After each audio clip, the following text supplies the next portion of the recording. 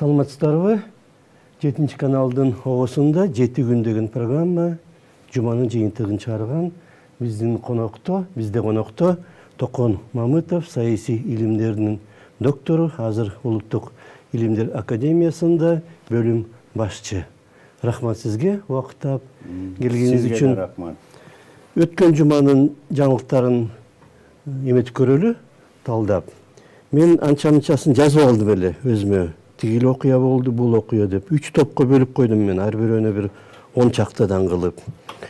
Ошондо мына өткөн жумада президент Садыр Жапаров Дубайга барып, ошол жактын дүйнөлүк өкмөттөр саммитине катышып сөз сүйлөдү.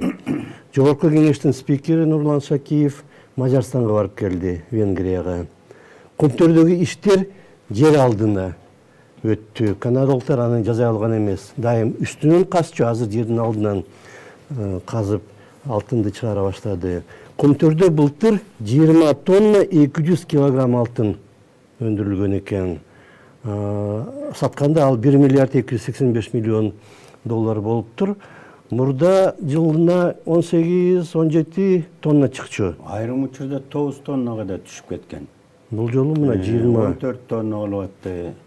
Кийин айрым учур баштаганда өзүңөр билесиңер, 19-20га жеткирчи кийинчерээк эле баягы 9 тоннага чейин түшүп атты да.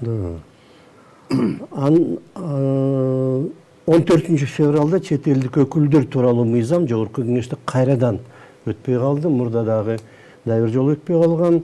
Анын алдында 8 эл аралык уюм евро биримдикке кайрылып, бул мыйзамды кабыл алса Кыргызстан жаман болот дегендей кылып айтыптыр. 24 KG агенттигинин кеңсеси 1 айдан бери жабылып жатат. Мөөр басылып жабылган бойдон. Мамлекеттин эсебинен бөйрөк алмаштыруу операциялары бул жумада дагы уланды. Опера балет театрынын артисттери Австрия, Германия, Венгрия, Францияга барып концерт коюп келиптир. Мурда гастроль көп болбой калган анчалык. Биринчи топ бул. Жаңылыктардын биринчи тобу кайсынысы негизги деп эсептейсиз? Мына Дубайдагы президент сүйлөгөнү го. Кандай дейсиз? Туура Дубайдан баштасак деле болот. Бул биздин өлкөгө биринчи иретте тиешелүү да. Болгондо орчундуу маселелер көтөрүлдү. Президенттин ошол чыккан сүйлөгөн сөзүндө ошондон баштасак, андан кийин өзүңүз каалаңыз. Кандай деп баалайсыз ошол биринчиден саммиттин өзүн, анан Кыргыз президентинин сүйлөгөнүн? Эми бул саммит биринчиден юбилейный саммит болуптур. Себеби 160 мамлекеттин өкүлдөрү катышып, негизи көпчүлүгү баягы аткаруу бийликтин өкүлдөрү болгон мамлекеттердин. Себеби бул правительственный саммит да, өкмөттүк саммит болгондон кийин анан биздин президенттин катышканы, айрымдары азыр жазып атат, өкмөттүк саммит болсо президент эмне катышты деп. Конституцияны окуш керек да аны үчүн. Өкмөт аткаруу бийлигин өкмөттүн председатели, жетекчиси президент болуп эсептелет биздин жаңы конституция боюнча. Ал баягы биз а киши деле өзү мындай белгилеп кетпеди беле. Эки тизме бир жыл бир колдо болсун деп. Баягы дублированиялар, параллелдик чечимдер, анан аягына чыкпай калган иштер болбосун, аткарылбай калган деп туруп, мына ал аткаруу бийлигинде жетекчи болгондон кийин албетте бул катышты. Эми бул эң негизги ушул президент өзүнүн ошол доклад сүйлөп атып, негизи 4 бөлүктү өзү да белгилеп кетти. Бул биринчиси модернизация, экинчиси ошол коррупцияга каршы күрөшүү, анан үчүнчүсү бул жаңы Кыргыз мамлекетинин жаңы экономикалык система жөнүндө сөз болду. Анан төртүнчү бул азыркы цифровизация.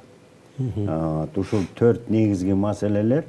Эми муну көпчүлүктөр эми ушул маселелерге айрым ар кайсы мындай айрым учурда да кайчылаштагы ой пикирлер азыр массалык маалымат каражатта, интернет мейкиндигинде тарап атпайбы?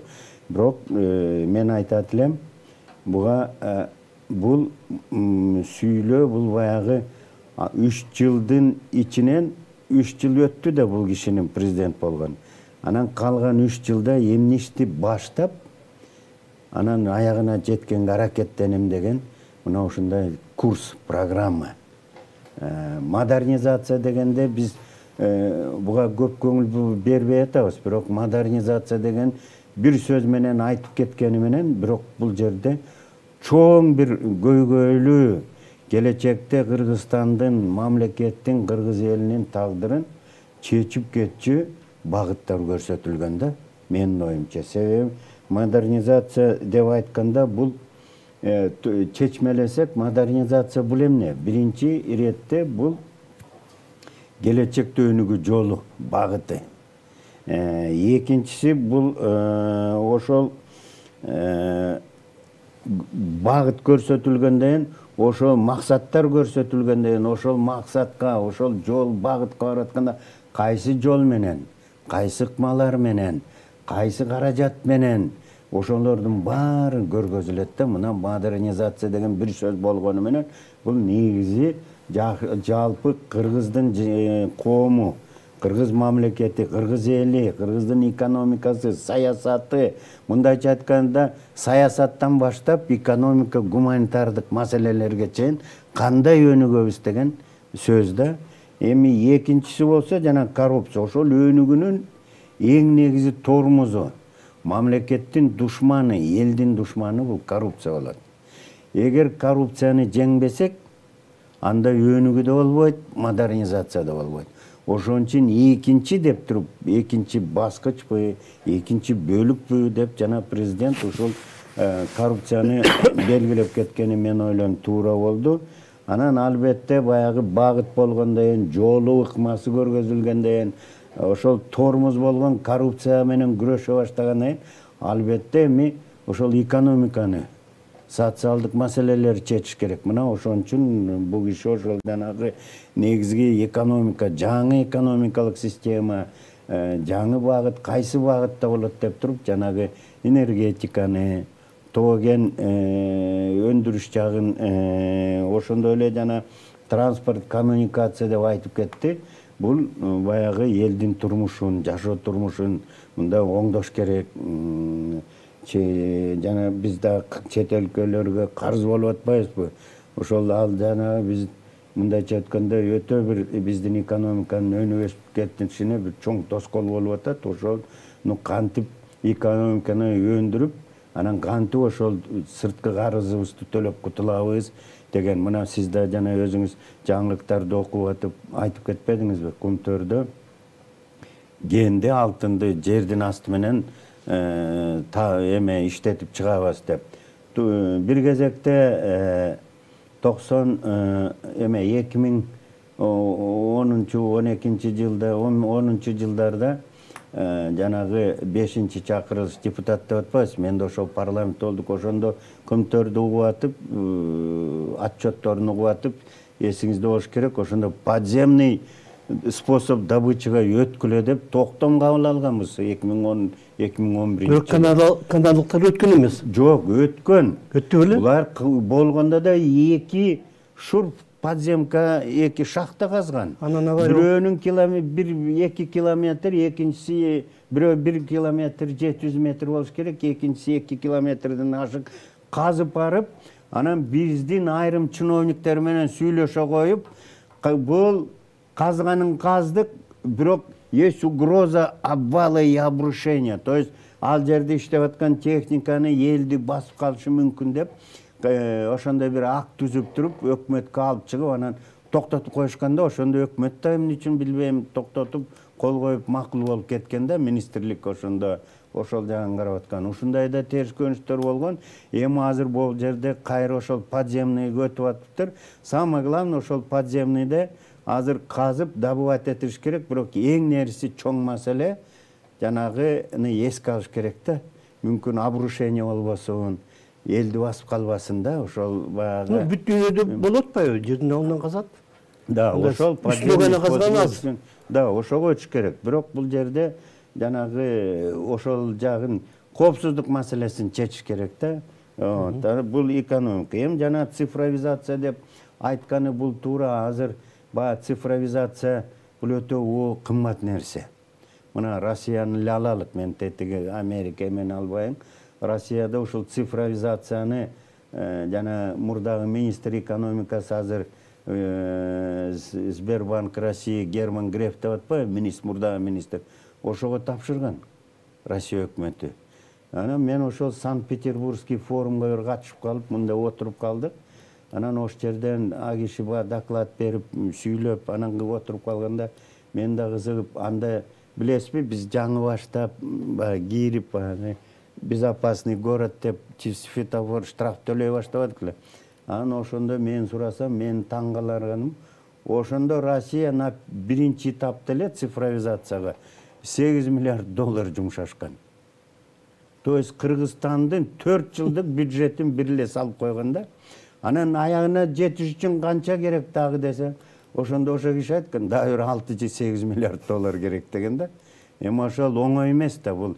Эмне үчүн деп кийин көрсөм, анан кийин ошол жерде специалисттер, чет өлкөлүк ошо Россиянын, Казакстандын специалисттери кээде бир форумда, конференцияда жолуккан сүйлөсөм, айтты, это говорит, очень дорогое удовольствие, база.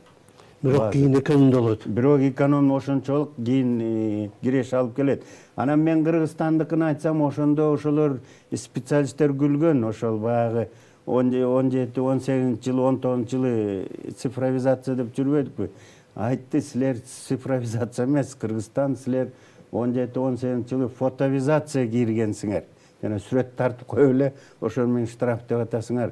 Аны башка өнүккөн мамлекеттер 50 жыл мурун өтүп кеткен, силер эми ошого келгендигин. Мына, видимо, ошону президент түшүнүп, биздин баягы фотовизацияда жүргөнүбүздү, кыргызча цифровизация, дүйнө жүзү фотовизация деп коет экен да.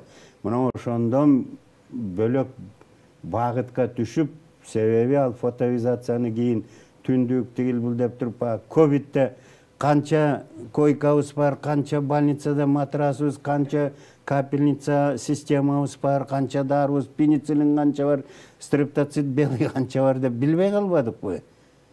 Түндүк иштебей калды да. Мына цифровизация эмес, фотовизациянын бир причина, себеби ошол болгондо, анан мына ушуну оңдойлук деп, мына ушул чоң маселени көтөрүп кетти. Вот бул туура багыт ойлойм. Негизи байкасаңар, бул киши деле саясий теманы көтөргөн жок. Себеби саясий теманы оңдош үчүн бир топ азыр кээ бир саясатчылар, окумуштуулар сүйлөгөндө айтып коет го, саясий тема бул конституция кабыл алдык, бүттү депчи. Булар ойлойт, форма правления, режим, ошону эле айтып койсок болду биз деп. Саясий системаны мамлекеттер 50 жылдан 100 жылга чейин түзөт. 20 жыл, мына Россия азыркы президенти бийликке келгенине 20 жыл болду. Системасын мына жакынкы 5 жыл болду булар түзүп алганына. Биз аны билбей эле эмете, бул президент ошону түшүнүп туруп, чоң маселеге чечиш үчүн биринчи тепкичин ошол модернизацияны чечиш керек деп, мына ошол багытты көргөздү деп эсептеймин да мен. Экинчи эмеге өтсөк, топко жаңылыктар. Мен окуп берейин бир 10 чакты жаңылык. Дүйшөмбү күнү, жума күнү жазган президенттин Энтони Блинкенге, Америка Кошмо Штаттарынын мамлекеттик катчысына, тышкы иштер министрине жазган каты жарыяланды. Ошонун мазмуну талкууланып жатат коомдо азыр. Бишкекте коопсуздук кеңештеринин катчыларынын болгон маселеси боюнча чоң жыйыны болуп өттү. Ага бир топ чет өлкөлүк мамлекеттердин адистери катышты. Ноябрда көлүнүн губернатору болгон Эмилбек Абдыкадыров кызматына алынды 3 айдан кийин. Кыргызстан менен Өзбекстан чек арасында Жалал Абадта жаңы өтмөк, Кеңсай деген өтмөк курулмай болду. Камчы Көлбаевдин мүлкү конфискацияланды. Жана аны менен кошо Матраимовдун мүлкү да конфискацияланып, бирок Камчы Көлбаевдин кымбат машинелери бар экен, алар негедир аукциондо көп сатылбай жатат. Профсоюздар Федерациясынын бийлиги толугу менен алмашылды. Көптөн бери жаңы эле дайындалган, бир 2-3 жыл мурда Кыргызстан боюнча орто айлык 33 000 сомдон ашты дейт бир топ. Болду орто айлык ушундай болуп атса, анткени андан өйдө ылдыйлары да бар да. Ооруканаларда бюллетендер электрондук түргө өтүп жатыптыр. Ушулардын ичинен кайсыны жанагы катты эметсек болот го? Энтони Блинкенге жазылган кат. Негизги жаңылык ошол да. Баягы Кыргыз президентинин ошол Америка госсекретарына жообу болуп атат да. Бул өтө маанилүү Кыргызстан үчүн эмес, бул эл аралык деңгээлде да. Азыр өзүңүз байкасаңыз, өзгөчө ошол жооп бергенден эле эртеси эле интернет мейкиндигинде аябай көп алыскы мамлекеттерден дагы, англис тилдүүлөр дагы жаза баштабадыбы? Көп мындай колдогондор да болуп атты, нейтральный дагы айткандар болуп атты, тескер сүйлөгөндөр да болуп атты. Бирок бул өтө маанилүү маселе. Анан бир жакшы нерсени айтып кеттиңиз, 33 000 сом болуптур деп. Ушулардын арасына ушул өкмөт унутпай илим, билим, медицина, маданиятты ушундай кылып көтөрүп койсо аябай жакшы болот эле да. Бир эле мындай бул каало, мечта деп коебу, кыял да. Бирок акырындап көтөрүлүп атат айлыктар. Эми көтөрүлсө экен. Себеби биз бая кум төрүбүз бар, ала тообуз бар, ысык көлүбүз, бир топ ыйык жерлерибиз бар. Бирок негизи Кыргызстандын келечеги адамга, адам ресурсуна байланыштуу. Адам ресурсуна байланыштуу болгондон кийин, значит адамга эмне керек? Билим керек, илим керек, маданият керек, ден соолук керек. Мына ошон үчүн жанагы ошол 4 багытты айтып кетип атканым ошолдо кечирип коебуз. Эми жана кат боюнча. Эми катта мен мындай бир анализдейт элем. Негизи кат бизге кайрылган Америка Кошмо Штаты Энтони Блинкенди жөнүндө кичине 1 мүнөт айтып кетейин. Өзүм ошол Энтони Блинкен бизге баягы эми каты толук жарыяланбаса дагы, бирок айрым үзүндүлөрү жарыяланбадыбы? Ошол үзүндөрү жарыяланганда өзүм сразу эстедим. Былтыркы ноябрь айында бул Россияда ушундай ЛГБТ жөнүндө мыйзам кабыл алып атканда, ошондо Россияга да кайрылган да. Ушул сыяктуу эле. Анан жанагы Палестинада, Газада чыккан согушка аякка да бир кайрылуу жасабай берди. Араб Израиль менен дос болгон араб өлкөлөрүнүн өкмөттөрүнө, министрлерине деп бир кайрылуу кылып иди. Анысы дагы мындай аягына чыкпай калды. Анан мен ошондо жанагы Россияга кайрылганы болсо, вообще ал жерде Россиянын Америкада посолу эле Энтони Блинкендин ордун көргөзүп койду да, комментарий берип. Анан баягы көргөзбөдүбү, голосование болуп аткан телевизор, Госдума, ошол ЛГБТ мыйзам боюнча. Байкадыңыз, эмне деп койду спикер? Ошол парламенттин позициясын Американын госсекретарына билдирип коелу бир добуш менен деп турганын баары оппозициясы дагы, Кремльди колдогон депутаттар да баары 100% Госдуманы, Россияны колдоп берип коюшпады беле, эстейсизби? То есть мындайча айтканда провал болуп атат да внешний политикасы. Мындай болгон эмес да Америкада. Мисалы, мындан 50 жыл мурун жакында каза болгон Генри Киссинджерди алыңыз. Ал да госсекретар болгон. 73-жылы Советтер Союзу менен Америка, Кытай менен ошол Брежинский сүйлөш жүргүзүп туруп, Вьетнам согушун басканга салымы өтө зор. Өзү ошондо челночный дипломатия кылган. Араб согушун эстейсизби, 73-жылы. Ошондо ошол Генри Киссинджер Москвадан Пекинге, Пекинден Вашингтонго учуп, анан араб лидерлери менен сүйлөшүп, Египтин Анвар Садат менен сүйлөшүп коюп, ошол басылган да. Азыркыга салыштырып атам да, согуштарды, конфликтный ситуацияларды, Кытай менен мамлекет дагы ошол Дэн Сяопин политика открытых дверей деп Кытай менен сүйлөшө коюп, Кытайды член оң кылганга СССР менен Американын немеси өтө зор 70-жылдары. Ага чейин Тайвань болгон, Ага чейин Тайвань, постоянный член Совбеза кылган мына Боул Киссинджер госсекретарь. Көрдүңөрбү, тиги киши кандай эле салмагы, бул кишиники кандай. 50 жыл өттү. 50 жылда согушту токтогон кишилердин күчтөрүнүн арасында болгон Киссинджерчи. Бул эми бул бир тарыхка кайрылып кетсек, эми азыр болсо Jana prezidentin hem katı boyunca bul жерде birinci men oylayım uşul bizdin Tышкы иштер министрлиги ошо катты жарыялап эле койсо, эгер жанагы припискасы жок болсо. 17 январда жазылган деп өткөн bir жума 2 жума мурда чыкты. Блинкенден каты деп. Мен баягы үзүндүлөрүн окудум. Но толук катты окуган жокмун. Ну мүмкүн тиги тарап сурангандыр эми ачыкка чыгарбай эле койгула. Мүмкүн. Суранган болуш керек.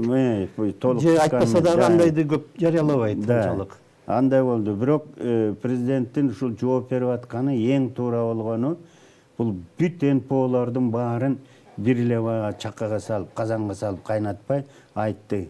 Айрымдары жакшы иш алып барып атат депчи. Бөлүп койгону бул туура болду. Анан жанагы Кыргызстанда бөбүреки прямой жана Кыргызстан ички ишине киришкениңер туура эмес деп кичине баа берип, ушуну көрсөтүп койгонунда мен ойлойм кичине туура болду да. Себеби биз суверендүү мамлекетпиз. Аны да эске алыш керек. Бирок менин эми жеке оюм дагы мен ойлойм ушул президент ушуну Тышкы иштер министринеби же госсекретарбы ошолорго биздин госсекретар ушуларга тапшырып койсо болмокпу дейм да. Өзү жазып отурган. Өзү жазып. Тигилден болот болчу. Паритет деген бар да. Паритет эми президент эми бул мамлекеттин президенти да деңгээли бийик болгондон кийин, тияктуу болгондон кийин Кыргызда айтат го, баягы улуу башын кичи кылбай силер жооп берип эметип койгула, даярдап кой десе анан тигилер эме даярдайт эле, жооп берет эле да мүмкүн. Ну, ошол жагы эле болду. А так мен ойлойм бул маселеге баягы көңүлгүдүн сыртына калтырбай, ошого реакция болгон бир чети коомго да. Но бирок бул жерде эми бизде эми абайлашыбыз керек. Ушун менен себеби бул маселе кийин деле чыга берет. Анын үстүнө биздин парламент президент ошентип жарыя берип атса, комитет болуп кайра чакырылып аткан кичине түшүнүксүз болуп калды да. Бул да кичине айрым күчтөр тескери пайдаланып кетет да муну. Ушул жагында эске алыш керек. Бул жерде ушунда ошон үчүн айтып атам да, жана президент өзү эметпей жанагы посол, госсекретарь, министрлерге эле сүйлөтүп койсо, өзүнө кичине мындай пространство для маневра деп коет го, дипломатиялык тилде калат эле да. Анда ошондо эми эл аралык мамиледе өйдүлдүй бола берет. Ошондо маневр керек. Чоң роль ойнойт маневрчу. Дипломатиялык. Убактыбыз азайып баратат, бир 5-6 элемент калды. Бизге бөлүнгөн 28-29 мүнөттүн ичинен. Үчүнчү топтун жаңылыктары менен эметип коеюн. Ошону кыска эметсек, мындай анткени убактыбыз аз калды. Президент кайрылуу жасап, көмүскөдөгү мүлк 1-июлга чейин мыйзамдаштырылууга тийиш деп өзүнүн дагы мүлкү тууралуу маалымат жарыялады. Премьер Акылбек Жапаров Москвага барып Орусиянын премьери Мишустин менен жолукту. Декабрда эле жолуккан аны менен дагы бир жолу. Евро биримдиктин Борбор Азия боюнча өкүлү Тери Хакава Кыргызстанга келип кетти. Илим боюнча кеңеш, силердин илимдер академиясына суу жана азык-түлүк коопсуздугуна көңүл бургула деген мындай бир тапшырма сыяктуу берди. Кыргызстандын быйыл Түштүк Кореяга барып иштөөгө квотасы 3300 адам болуптур. Бир топ жана Бишкектеги инфекциялык оорукананы оңдоп түзөөгө Түштүк Корея $27 миллион бөлүп атат ушул жылы. Жогорку окуу жайларга тапшырып жаткандар кыргыз тили боюнча сынактан өтүш керек деп милдеттендирилди. Акылбек Жапаров Түркияда ооруканага барып, Түркияда жаткан жана ТЭЦтеги авариядан жабыркагандарды көрүп чыкты. Жетимдер үйүндөгү балдардын болгону 5% ата-энеси жок экен. Калганын баары ата-энеси бар экен, бирок жетим балдар үйүнө жатып калып атат. 95% балдар. Кыргызстандын кыз-келиндер командасы футзал боюнча Борбор Азия чемпионатында 3-чү орунду ээледи. Ушулардын ичинен жанагы амнистияны айтсак болот го, экономикалык амнистия да? Кандай дейсиз? Туура. Кандай деп ойлойсуз? Туура. Эми биринчи жана кыздарыбызды куттуктап коелук. Футбол боюнча биринчи алып, үчүнчү орун алып, чемпион болсун эмкиде. Эми жанагы легализация боюнча бул мен ойлойм президент 3 мүнөттөй бар экен. Өзү үлгү көрсөткөнү туура болду. Себеби өзүңөр билесиңер, 23-жылы жана легализация жөнүндө мыйзам кабыл алган. Ошондон бир ай өткөндөн өкмөт токтом кабыл алган. Декабрда жакын жаңы жылдын астынан налоговый инспекциянын приказ чыккан легализация. Анан баягы мурдагы физический адамдардын декларациялары өрттөнбөдү беле баягы 1 миллиондон ашыгы. Эми жаңыдан баштагыла ким тияк бияктан сыртта катып эметкениңерди андан көрө алып инвестиция кылгыла жоопко тартылбайсыңар деп ошону туура түшүндүрүп анан мына деп туруп президент өзү жана $20 миллион мүлкүм бар мурда эми туугандарда жашырган жокту. Туугандарда тияк биякта катталып эле мына мен ачык алып чыгып атам деп турган өзү баштап көргөздү. Эми албетте ар бири баягы тияк биякта уурдап жашырып жүргөндө 6 ай эле калды. 6 айдын ичинде алып келип мамлекет үчүн иштетип, эл үчүн иштетип, анан өзү үчүн да иштетсин. Анан ошондо эл доңолот, эч ким уурдабайт. Бул баягы мындайча айтканда прозрачность деп атпайбы, коомдо баары ачык болуш керек. Мына ачык болуш үчүн мына чөнтөгүңдү эсептетпей, тигиники тигилдебей, тиги уурдап алды, жеп алды дебегенге ушундай болбосун, коом ушунун негизинде жарылбасын. Колунда бар, колунда жок деп жарылбасын. Эми келечекте биз дагы акылы бар, акылы жокко да бөлүнөбүз. Келечекте бир коркунуч бар. Ошон үчүн ушундан алдын ала алалык деп туруп президент үлгү бергениси деп эсептесе болот. Кандай жыйынтык чыгышы мүмкүн алып келеби? Сыртта жүргөн капитал, мисалы үчүн сыртка катылып койгон капитал. Бул срок аз. Себеби ореки Украинада соғыш, ел аралык система, SWIFT, башкалар отключены, Кыргызстан, Россия аркылуу чыкчубуз да көпчүлүгү. Бул аз. Мен ойлойм ушуну дайыр эми жаңы жылга чейин узартып койсо, ошондо ел деп туруп анан кыргызды билесиз да. Баягы кечке ойлонобуз, жан баштап чатып алып, чечимди кеч кабыл алабыз, ошол жайында чечим кабыл алып, анан күзүндө алып келет да. Былтыр май айында мыйзам кабыл алынган экен. Июньдабы кол коюлуптур. Ооба. Президент июнда 6-июнда кол койгон. Мына ошол азыр анча-мынчасы алып келер, калганы алып келиш жогор. Мүмкүн алып келем дейт. Бирок азыр бир топ тоскоол болот. Жетишпей калышы мүмкүн. Ошон үчүн жылдын аягына чейин созуп коюшса жакшы болот беле деген ойдомун да.